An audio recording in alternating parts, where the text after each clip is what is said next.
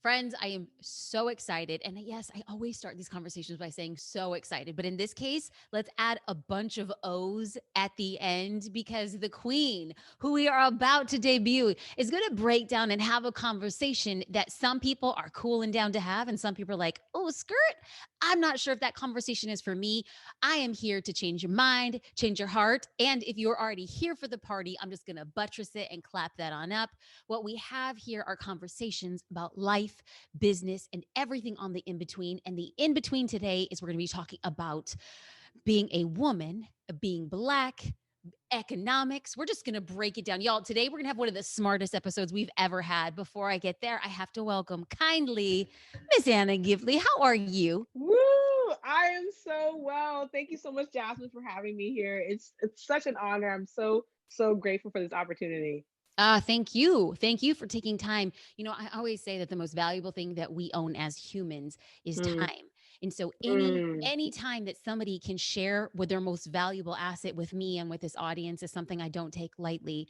Actually, I know you're going to think I take it lightly because I'm going to get into like a game. I've never done this before on the podcast, but I'm like, I've been creeping on your Instagram for a hot minute. I just have a feeling you will be down to play this little game because I want to get the audience warmed up. I want them to get to know you. Are you Sure. cool? Okay, it's gonna be a flash Yes. fire round of quick questions for your quick answers. Are we ready? Yes. I'm Okay, ready. here we go. There's only like six or there's seven. I don't know how to count. Okay. I was homeschooled. Here we go. Here we go. Okay, coffee or tea? T. Ooh. The Bachelor. Give me all the roses. You can keep them fake roses. You can keep them fake roses. Okay. They messy. They messy, y'all. Okay. I love this. Okay. So New Year's Eve. Do you stay up till midnight? Yes or no? I do stay up till midnight, usually like pondering life Okay. Okay. I like that. I like that.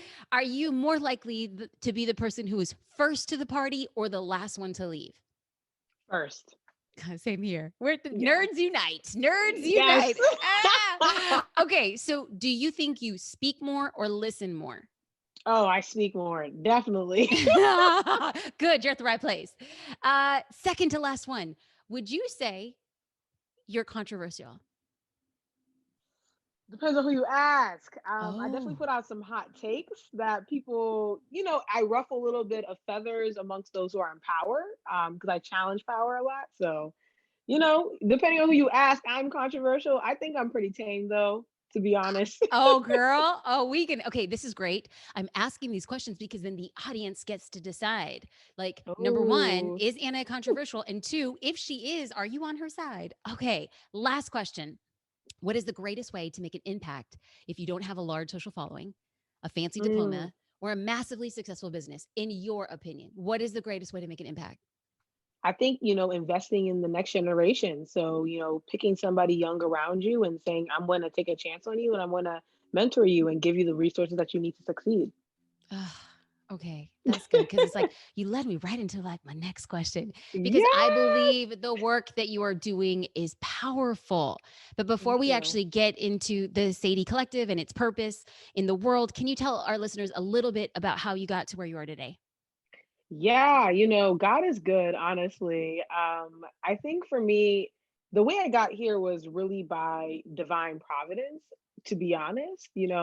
I would say in terms of my career, and I think that's what we're going to really talk about today, Mhm. I felt a conviction to change my major in the middle of sort of my degree. And it made sense to no one, including myself. But that change is literally what birthed the Sadie Collective. It's what birthed a lot of the initiatives that I'm working on today.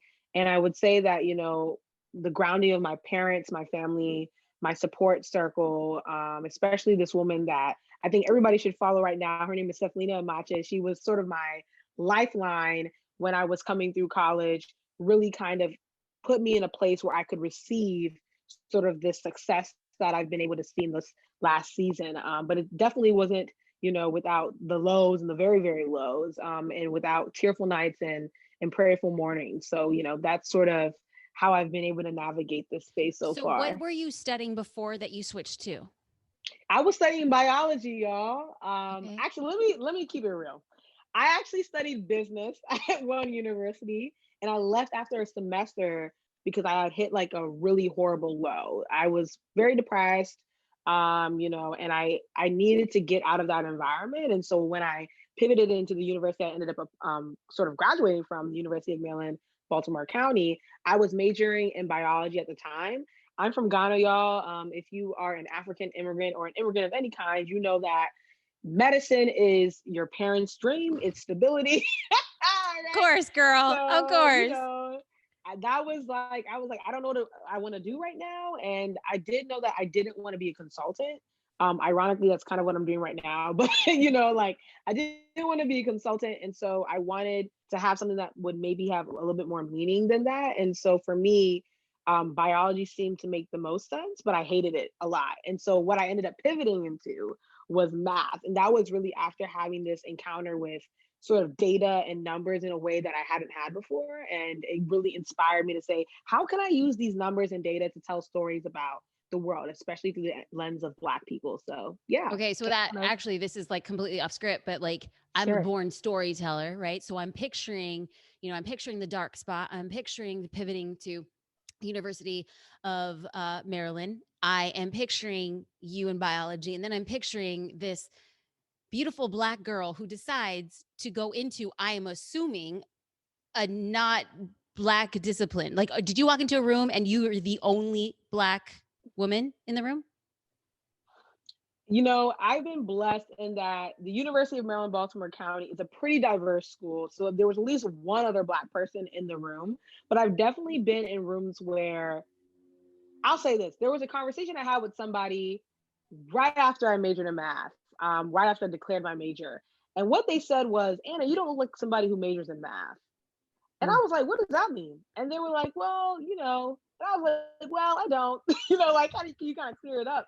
And the person really stumbled over their words. And so, in terms of encounters with, being the only one, I've had encounters with people who believe that I shouldn't even be in the room in the first place, right? So, I had an advisor at one point who, I was interested in getting a PhD in economics or something related to that. And I'm still interested in that. And he kind of looked at me. He didn't know anything about my major. He didn't know anything about my background. All he knew was that I was a Black girl in his office. And he was like, sizing me up. He's like, I think you would do best with the master's. I don't think you should shoot for the PhD. It's like super hard. Like, do you know how hard it is? And I was like, you don't know me, so I know you're not looking out for me, right? So this is sort of your bias coming through in a way that's kind of egregious. And I later found out that he had actually done similar sort of interactions with other Black women and other folks who are of marginalized populations. So again, I think for me, that's really kind of what ignites me to say, hey, I'm going to say something about this because I don't want my colleagues to be trash and I don't want the next generation to suffer through what I just suffered. Yeah. So, what we're talking about, so here's the thing.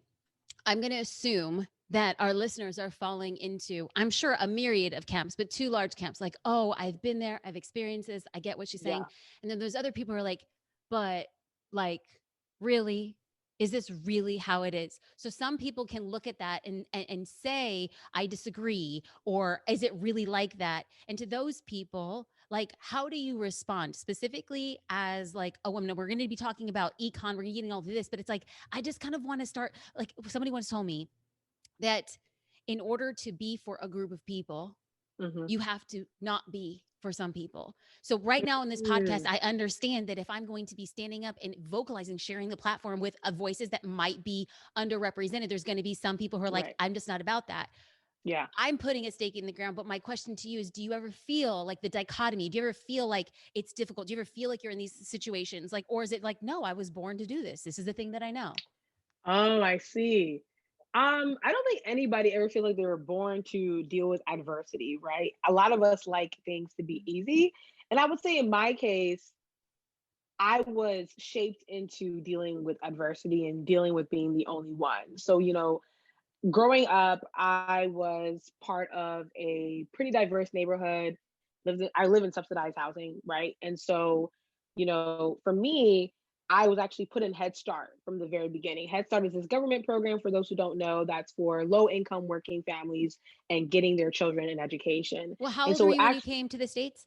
I came when I was 5 months, according to my Okay. mom. So I'm Okay. basically first generation. Got it. And Yeah. so in Head Start, I was, myself, right? Very kind of, I'm a boss, kind of very forthright, raising my hand all over the place, that sort of thing. And apparently the county took notice and they picked me and put me into a private school that was just beginning. And that was my first encounter of being the only one at the age of 5, right? Where I was the only Black girl in my entire elementary school and remained as such, and eventually became the only Black, like the first Black person to graduate from said school, right? And that school was a wonderful environment, but I was acutely aware of my Blackness, acutely aware of my othering, or who I was as a person. And so, when people look at me and they say, oh, how does she understand this diversity stuff, or how does she understand what it means to be like marginalized or be one of the only people in the pipeline, I've lived it for like my entire life, right? Mm. Being the only one from the age of 5 through, I would say, honestly, the age of 18 or 19, when I was getting ready to go to college, right? This idea of whether or not you believe it, well, quite frankly, the data does not support that claim. So Mm. there's a lot of data that shows that Black women are oftentimes the only ones in these types of careers. And it's really sort of a systemic issue that draws from racism, sexism, and everything in between, and how those things interact with each other and with power to suppress a specific group, Black women, from getting opportunities in these fields, even though they are entitled to them. And so I think for me, it's kind of like I've been prepared for this because of my life experiences, and I think I'm uniquely equipped at this moment to speak truth to power because I've actually lived that truth. Okay. So, we're gonna get we spoke about data. It's gonna be like leading. It's like, girl, you're like leading me right to like the Oh, next really? question, I the next love question. it. It was like we had this all planned. It's all divine. I love this. I love this. So I kind of just want to pause here again, and I want people to note that, like, even if you are not a woman and even if you're not Black, these conversations are so good to have because it just makes you aware. Awareness is a game changer. And one of the things that you had wrote, if you don't mind me reading, was from a Instagram post. You had said, "Do you know that last year 50,000 white men majored in quantitative fields as compared to less than 5,000 Black women?"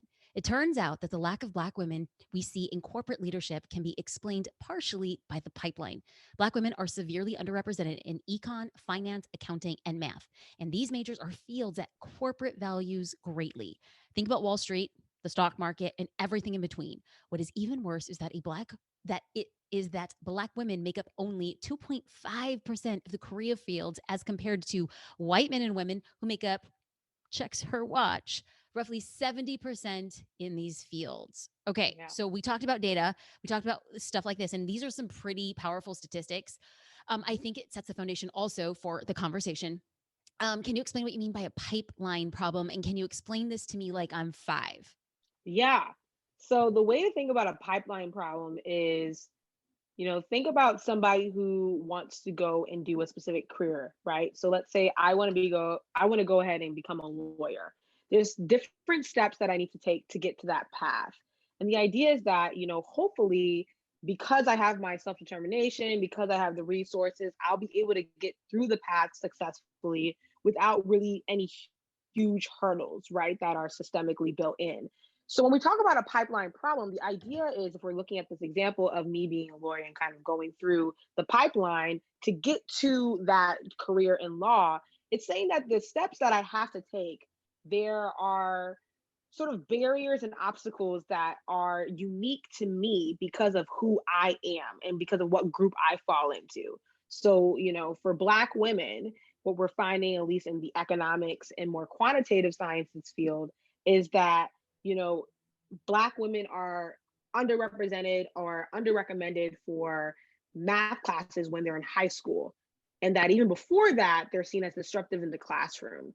So this idea of, I'm trying to get the training that I need to get to the kind of career that I want to go to, but I keep running into these obstacles, some of which I'm aware of, some of which I'm not aware of. So for example, with, Black girls not being recommended for math classes. Black girls don't know if they're not being recommended for math classes. They just know that, their teachers have said that, hey, you can't go and do this math class. But they don't know that there's some systemic bias that's actually baked into that, that's preventing them from doing that, right? And so forth. And so that's kind of how you think about a pipeline problem. Different obstacles are coming across your path because of who you are and who you choose to identify as. Okay, so recently I read a statistic. Now we're talking here about math and we're talking about econ, but like taking a step back from like a business context is that on average for a white male building having a startup business, he receives on average 1.2 million in funding, whereas black and Wow. brown women receive less than 40,000. And like as a Latina, I felt like it was super important for me to have conversations around, well, wait, like awareness is good and it's a starting point, but what then we do? Like if black girls Yeah. don't know that they're getting into math class and if brown girls don't know that they can actually get funding, like what do we do? Like people are listening like, okay, and but what? Like I'm Hmm. here. I'm not even around a lot of black people, or I'm not just going to go up to a black girl in her high school and be like, are you in calculus? Like, what do we do? Right. Like, what is like the average person doing to be like, hey, I want to change it? You keep the people around you accountable, period. So what that means is that, if you see that bias playing out, you make sure that you nip it in the bud as best as you can, right? I understand that there's power dynamics within workplaces and, sometimes you can feel intimidated by situations, but I think honestly, that's what I've done. I again, like a lot of this sort of newfound visibility really just came out of me saying, I'm going to hold you accountable to that.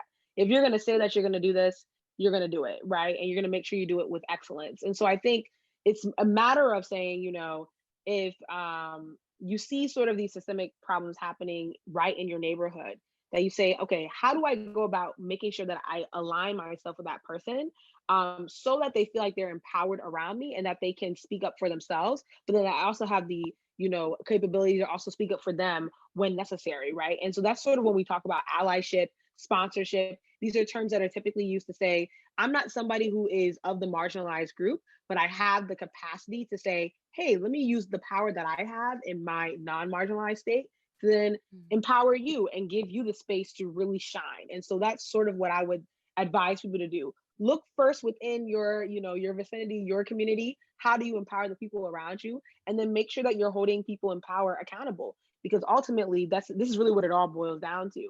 The people in power sort of uphold the biases that we have to be subjected to. And so unless we actually say something about it, even if it's at like the neighborhood level or your work level, they're going to continue regardless. And so it's really about speaking up when you can and making sure that you're heard.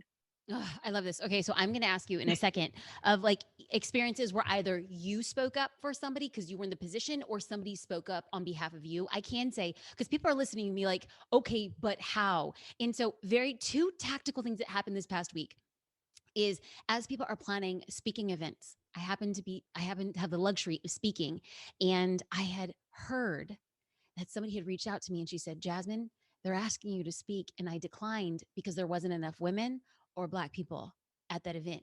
If we band together, we can make it that we will do it as long as they bring in other representation. I was like, we can. It was like, Hmm. it's the thing I want. And then all of a sudden you're caught in all of a sudden I did cross the threshold where I can be on that stage. What am I then going to do? It didn't even cross my mind. I'm embarrassed that it didn't cross my mind. When she had pointed out, I was like, together, yes. A second situation is like, there's small little pockets of what we call masterminds in the business world.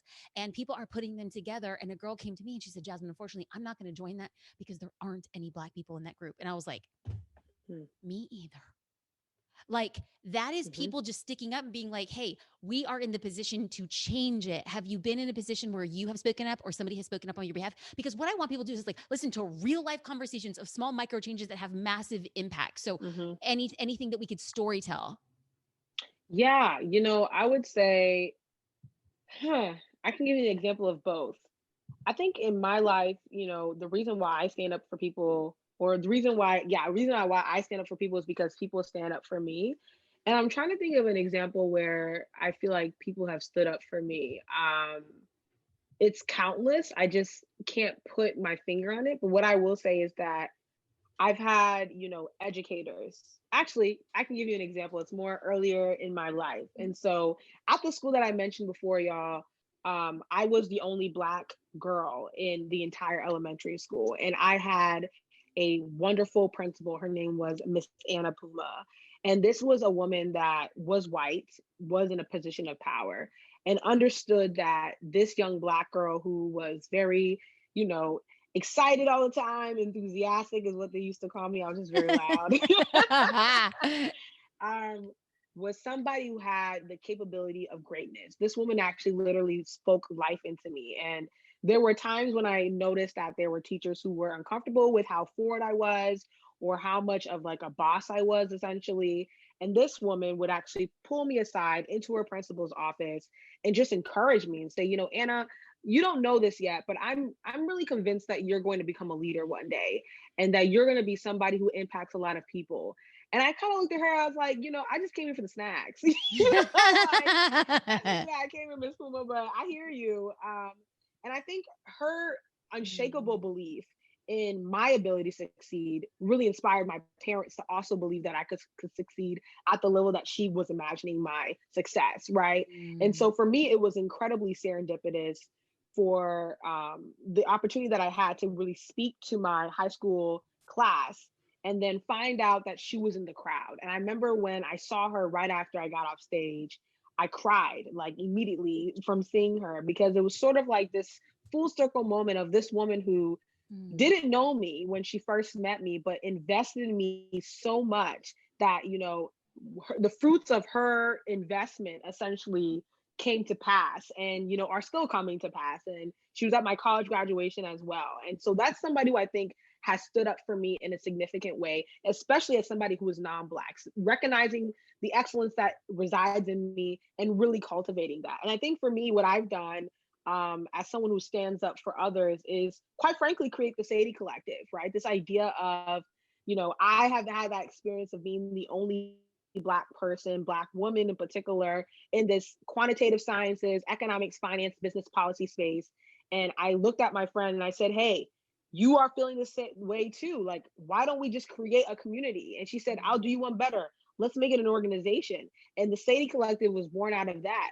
And that was really us saying, we're going to stand up for ourselves and we're going to stand up for our friends and our friends' friends to ensure that more Black women are entering these fields and are able to really facilitate the next generation's ability to succeed in these fields in a way that makes real change, real lasting change. So, yeah, that's sort of So talk two to me a little bit examples. more. Explain. It's like, so you're going down like a five floor elevator with somebody, and somebody Yeah. asks you, what is the Sadie Collective?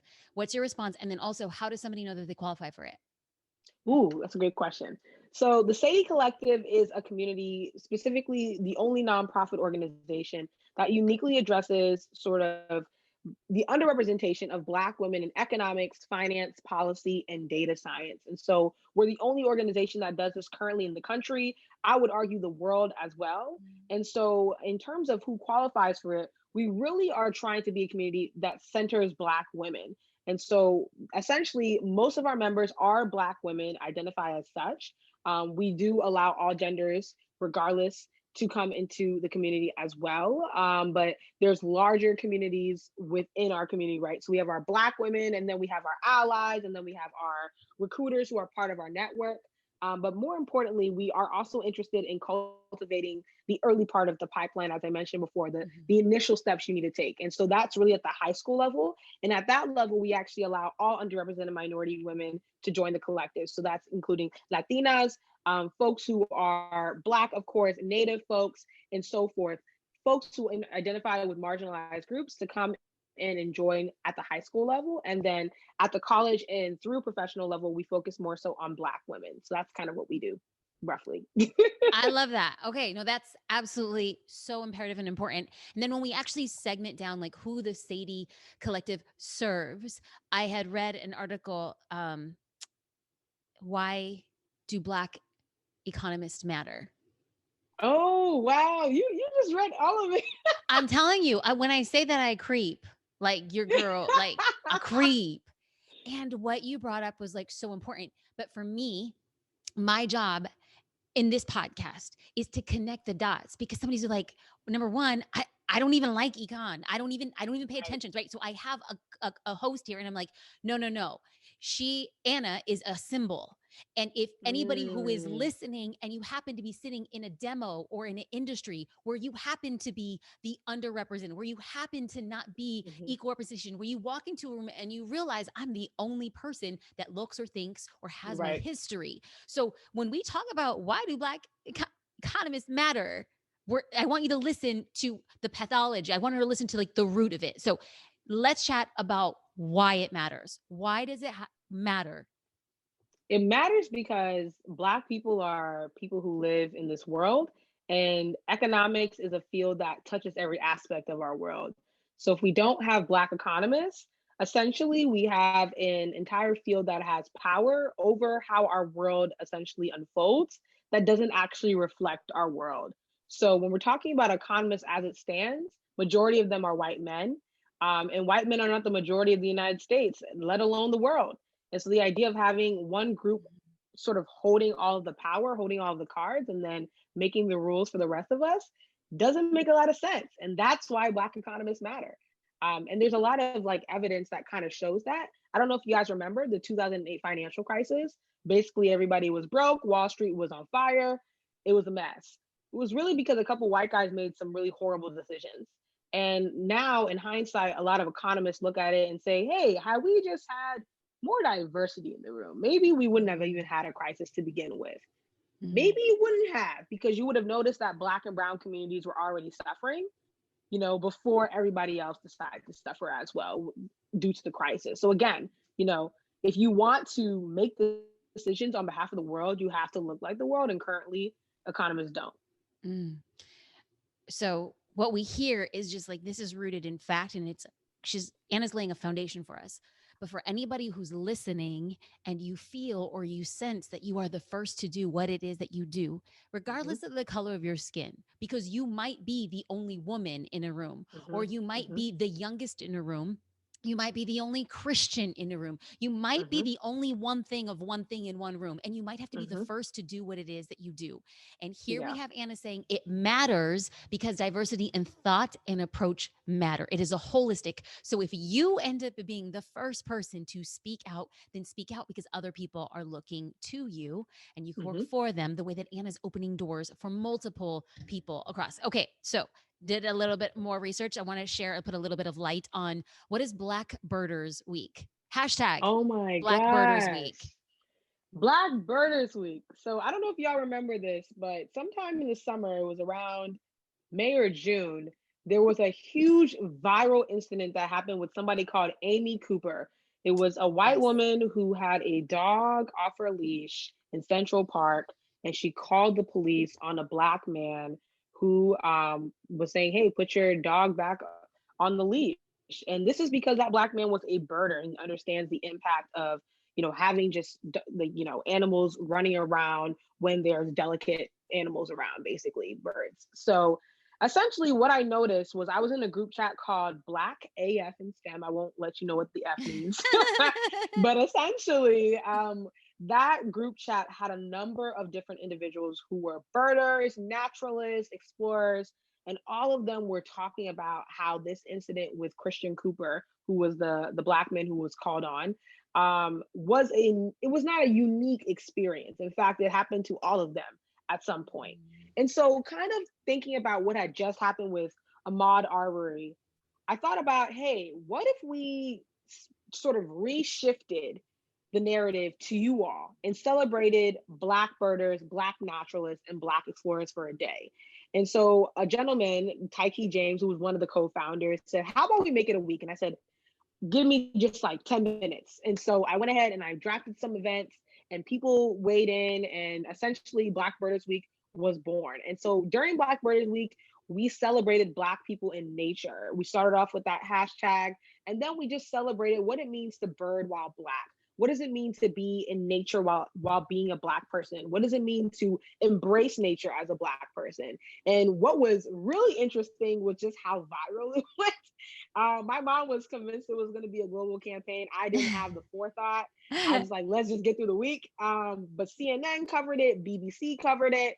A number of sort of national science and wildlife organizations got on board.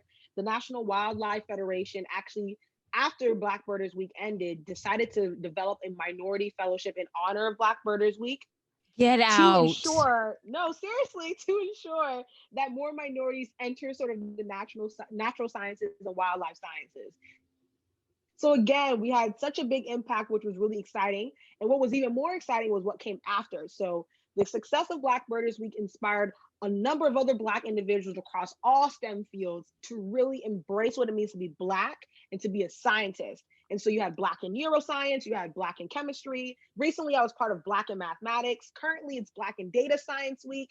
And so it's sort of giving people an aspect of joy that allows them to say, hey, I'm Black and I'm in this field and I love this field. And I know that it's usually abnormal for the individuals that I work alongside with, but I'm going to find community amongst the Black people who are also as passionate as I am. And so that's sort of where Black Birders Week came from. Come on.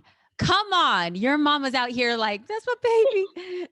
This is absolutely, absolutely incredible. And again, here I am just drawing like parlays for people who are listening, because Yeah. you might look at Anna and think like, well, that's her. Like she could do that. Right. And if you just listen to the origin of the story, it was give me 10 minutes.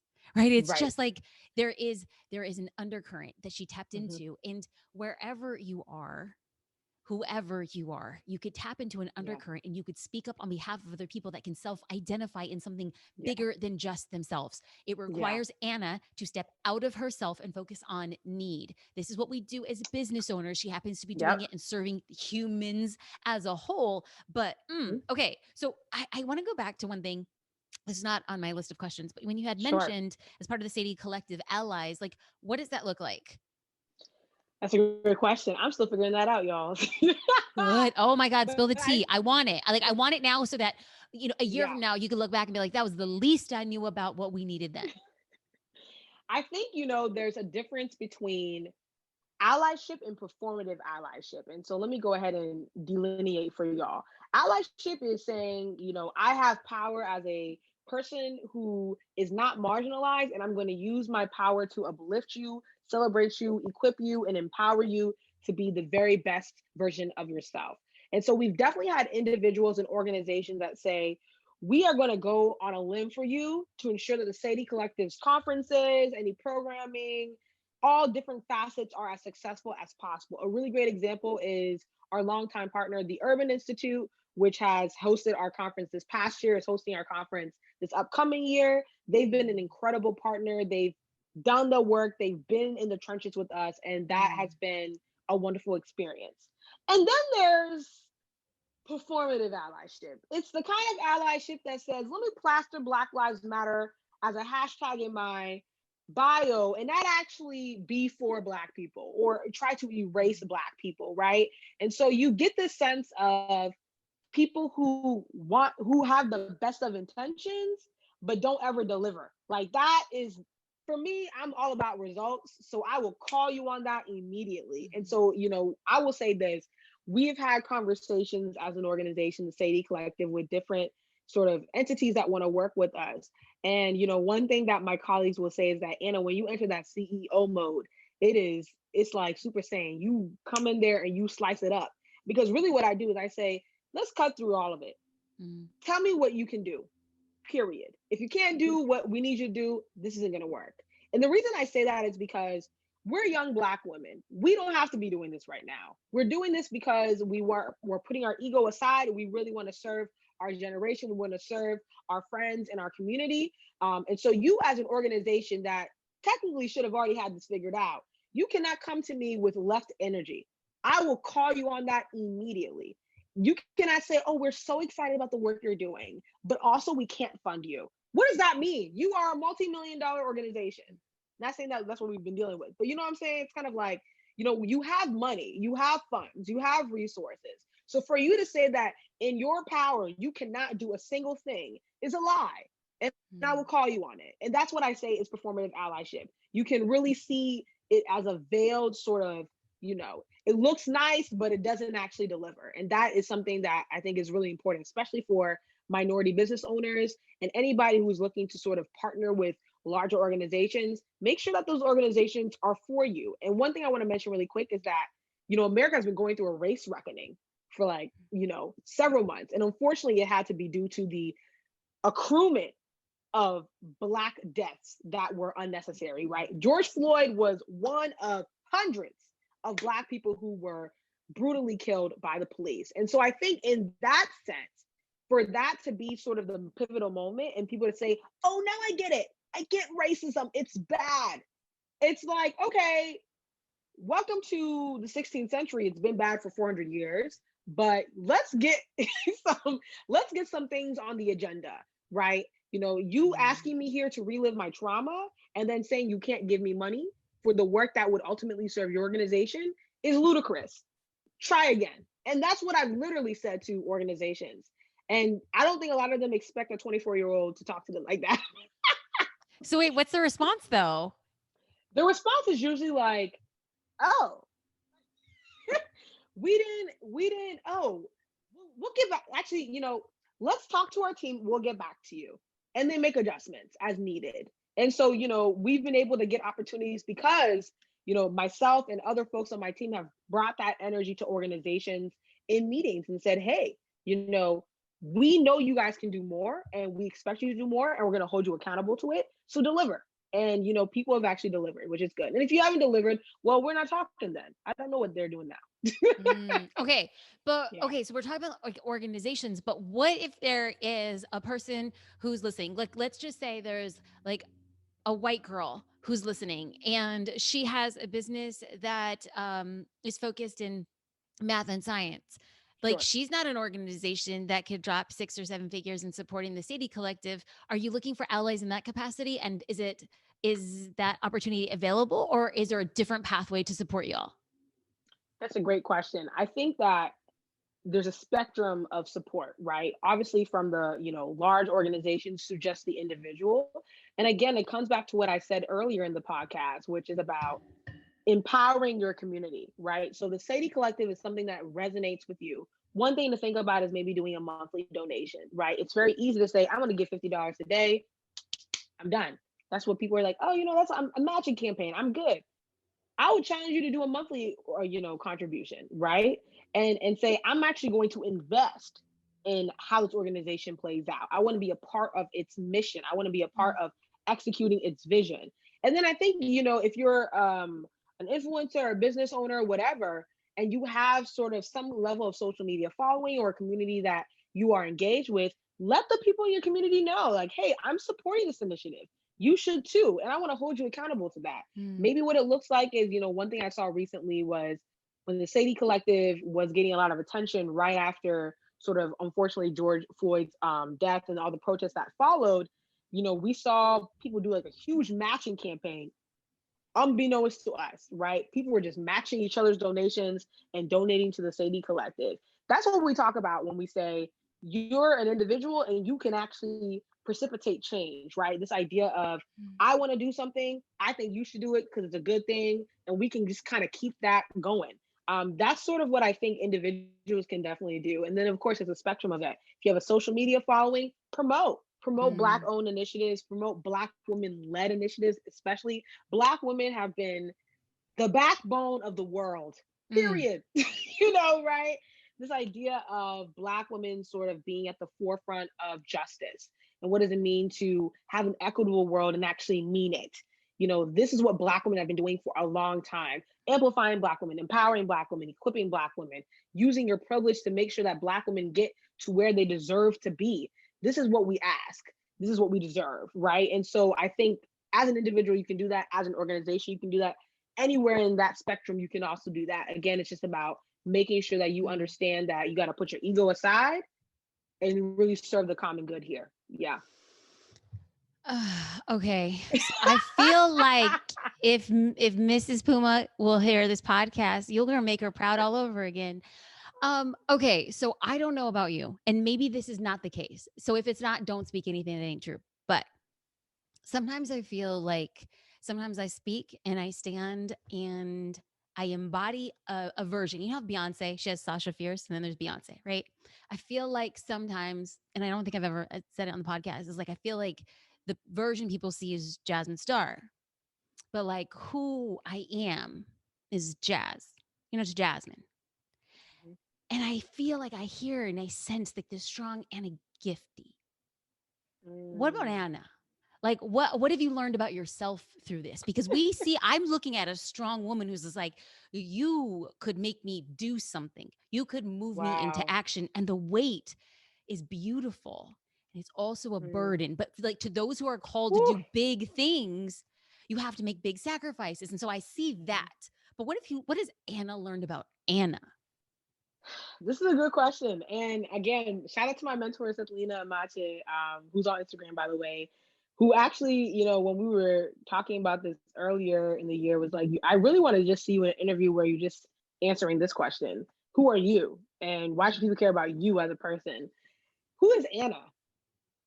Anna is antisocial, surprisingly. I like to keep to myself nowadays. Because I'm going through a season right now where I'm somebody who really loves the words of Brene Brown. I think she's an exceptional scholar, but also orator. She's somebody who's able to really tell stories through, you know, her speeches and stuff. And one thing that I really love about her work is that she talks about the importance of vulnerability and how it's actually more strength than weakness. And I'm somebody who struggles with being vulnerable, and it's really because it's more like a defense mechanism. Um, when I've been vulnerable in the past, I've been hurt. Now that's what vulnerability allows, right? Right. But I'm somebody who doesn't like to be hurt. you know, I like to be somebody who kind of operates on results. I know exactly what I'm getting. And so there's been that element of trying to find ways to be more vulnerable. And that's been difficult. I've been trying to do it with my friends, I've been trying to do it with my family. And therapy has been really helpful in sort of helping me kind of break down those barriers and kind of the reasons behind why, I might not feel comfortable opening up to people as much anymore. And then I think the other element of it too is faith. So a lot of people don't know this, but I am a daughter of a pastor. My dad's a pastor, and I grew up in the church. And I think for me, faith has been really foundational. And there's certain areas of my life that I allow faith to work. I would say my career is a place where, God let me hit rock bottom in some sense my freshman year and kind of decimated, excuse me, my ego. It was like, I'm going to build you back up if you allow me to. And I had to trust him, right? The decision to major in math made no sense to my parents, made no sense to my community, made no sense to me. But God was like, I promise you, if you make the decision, you're going to be so happy you did. And here I am today talking with you, right? But for me, faith, there's other aspects of my life that I don't allow faith to work, right? I don't allow faith to work in my relationships. And I don't allow faith to work sometimes even with my own confidence, right? I think sometimes people assume that I'm more confident than I am. I am still a 24-year-old recent college graduate. I am still a Black girl, right? And I'm still trying to figure things out. I've never claimed to be an expert, though people will put that label on me. And, I deal with people sometimes who are uncomfortable with where I'm at right now because of how young I am, because of how Black I am, because of the fact that I'm a woman, even the fact that I'm a Christian, right? All of these things kind of working in tandem, and somehow, some way, this girl is having all these opportunities thrown at her. What is she doing that's different? What am I not doing? Or, I feel bitter towards her. I feel angry or, annoyed with the fact that she's getting these opportunities, and grappling with that too, because that's also like, that also sucks, quite frankly, especially as people you admire or people you think that would be happy for you and they're not. And so again, I think I've found a lot of strength in core people who keep you grounded, people who call you out. I think without those people, my head would be really big right now, quite frankly. Those people keep me very humble. My mom busting in my room every so often reminds me that I'm still a kid, and you know, this is still a pandemic. But I think that's who I am as a person. I'm somebody who, when you kind of peel back the gravitas and the followers and all of that, I'm really somebody who is very introspective. I spend a lot of time thinking. I feel very deeply, which is why I don't like to feel. Does that make sense? Like, Mm. it's really hard for me to get vulnerable because I know that I'll feel very deeply about something. And I think that's also why I can move people in the way that you just described. When I feel deeply about something, the conviction kind of emanates from my skin. Like, I'm just like, you have to be convicted about this because I'm also convicted about this. And you either have to disagree or agree. I don't even give you like the option of maybe I agree, maybe I don't. Um, and I'm also somebody who's really open to dialogue too. I think a lot of times people might look at me and say, "Well, Anna has a strong opinion about this," and I'm like, "Yeah, but I'm open to dialogue as long as you're not being harmful, you know." And oftentimes you might find me on Twitter. Y'all follow me on Twitter. It's Afronomics. I reply to people. I reply to people I don't know. I'm just like, yeah, I agree with that. Oh, that's hilarious, you know. And I think to some degree, people like that too. It's kind of like, oh, she's not like this person who is bigger than life. She's a human being, and she's somebody who's still figuring things out and just trying to learn like the rest of us. I just so happen to have a platform that I'm grateful to God for, and that's kind of how I'm navigating life right now as a 24-year-old. Mm. Yeah, so that's I a little think bit you about just me. blew, I think you blew some minds. Like when people are like, oh my gosh, she's 24 years old. Oh, What I hear through that, because I know I put you on the spot and you oh didn't yeah, get no, any of it's no these problem. questions before, but like what I hear is somebody who's broken and open. And I realize like what I hear so cleanly from what you had said is that you're like a person in search of something bigger. And in the process, you're allowing yourself the permission to feel in ways that make you uncomfortable. And I Mhm. think that in this conversation, you're allowing myself and many listeners to listen and then just sit in the uncomfortability. And so I want Yeah. to say thank you for showing up. You showed up No. truly vulnerable today. And because of your vulnerability, you empowered me to sit in Oh, conversations and admissions that I probably would not have ever said on the outside, but I'm committed. I'm committed to learning how to be a better ally. I'm learning how to committed to use my platforms. And I want to say thank you for sharing that and empowering others to do the same. thank you so much. That is such a nice thing to say. Thank you. You're a gift. How can people find you? How can they find the Sadie Collective? How do we show up in finding y'all online? Yeah. So, if you're interested in learning more about the Sadie Collective, we're literally called Sadie Collective .org. And so you can just sort of look us up. We're also on Wikipedia, Twitter, everything that you could think of. So that's like a quick way to find us about sort of what we do and what we're about. And then I would say in terms of my own journey, I'm very, very active on Twitter. So it's Afronomics. That's AFRONOMICS. And then this it's is in front of that.